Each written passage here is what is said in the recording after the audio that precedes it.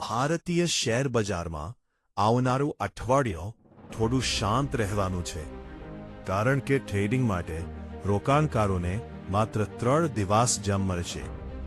આનો અર્થ એ છે કે આવતા અઠવાડિયે તમારે રોકાણનું આખું યોજના સોમવાર, બુધવાર અને ગુરુવાર એમ 3 દિવસમાં પૂર્ણ કરવું પડશે. ભારતીય શેર બજારમાં આગામી સપ્તાહ રોકાણકારો માટે ઘણું ટૂંકું રહેવાનું છે, કારણ કે 2 મહત્વની રજાઓને લીધે ટ્રેડિંગ સત્ર મર્યાદિત રહેશે.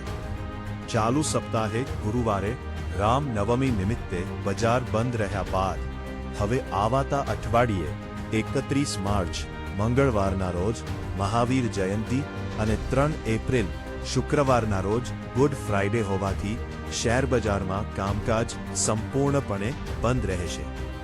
વધુમાં શનિવાર અને રવિવારના દિવસે તો શેર માર્કેટ બંધ જ રહે છે.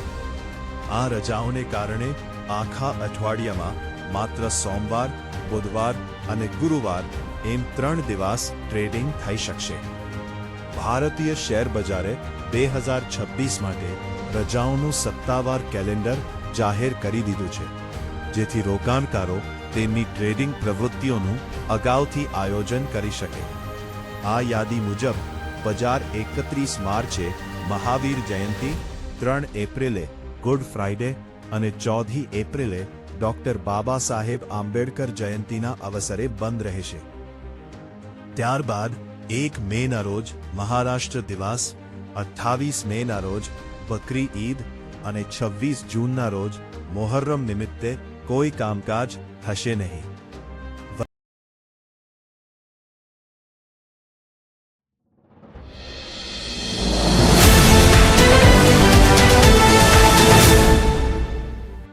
યુએસ પ્રમુખ ડોનાલ્ડ ટ્રમ્પે ઈરાનને મોટી રાહત આપી છે. તેમને ઈરાન સામે ચાલી રહેલા હુમલાઓને 10 દિવસ માટે સ્થગિત કરી દીધા છે. આ નિર્ણય પર ટિપ્પણી કરતા ટ્રમ્પે જણાવ્યું હતું કે બંને પક્ષો વચ્ચે વાટાઘાટો સારી રીતે આગળ વધી રહી છે અને સકારાત્મક પરિણામ તરફ આગળ વધી રહી છે. શાંતિ વાટાઘાટોને આગળ વધારવાના ઉદ્દેશ્યથી અને ઈરાનની વિનંતીના જવાબમાં હુમલાઓનું 10 દિવસનું સ્થગિત અમલમાં મૂકવામાં આવ્યું છે. આ 10 દિવસનો સમયગાળો પૂર્ણ થયા પછી ભવિષ્યની યોજનાઓ ઘડવામાં આવશે. એટલે કે આજથી 6 એપ્રિલ સુધી હુમલા રોકવામાં આવ્યા છે. ઈરાનને 15 મુદ્દાની શાંતિ યોજના મોકલવામાં આવી.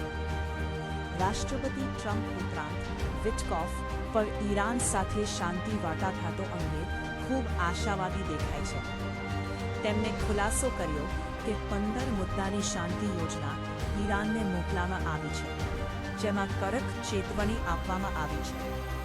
ફરીથી કોઈ ભૂલ ન કરો, નહીં તો તમારે પરિણામોનો સામનો કરવો પડે છે.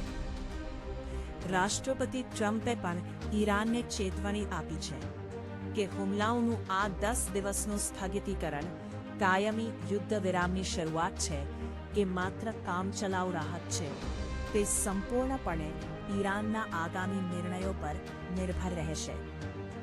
પરંતુ બીજી બાજુ આ માવઠું ખેડૂતો માટે એક મોટી આફત બનીને આવી રહ્યું છે. ખેતરોમાં તૈયાર થયેલા રવિ પાકને ભારે નુકસાન થવાની બીકથી ખેડૂતોમાં નિરાશા જોવા મળી રહી છે. આ પરિસ્થિતિને જોતા તંત્ર પણ એલર્ટ થઈ ગયું છે. તમામ માર્કેટ યાર્ડને ખાસ સૂચના આપી દેવાઈ છે કે ખોપલામાં પડેલો ખેડૂતોનો અનાજનો જથ્થો તાત્કાલિક સુરક્ષિત અને ઢાંકેલી જગ્યાએ ખસેડી લેવામાં આવે, જેથી કોઈ મોટું આર્થિક નુકસાન ન થાય.